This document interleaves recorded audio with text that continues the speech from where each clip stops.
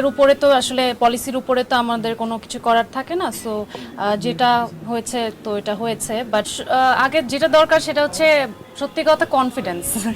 এটা সবচেয়ে বেশি ইম্পর্টেন্ট, যে আমি আসলে দেখতে কেমন এটা আসলে আমার মনে হয় যে এটা নিজের উপর বেশি ডিপেন্ড করে।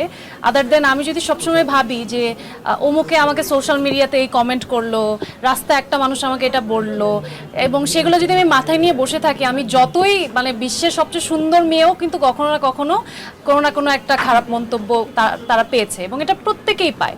তো তার থেকে সবচেয়ে বড় কথা সুন্দর মনের মানুষ হওয়া, এবং যখন আপনি একটা সুন্দর মনের মানুষ হবেন তখন এমনিতেই দেখবেন যে নিজেকেও আপনার ভালো লাগবে এবং অন্যদেরও আপনাকে দেখতে ভালো লাগবে।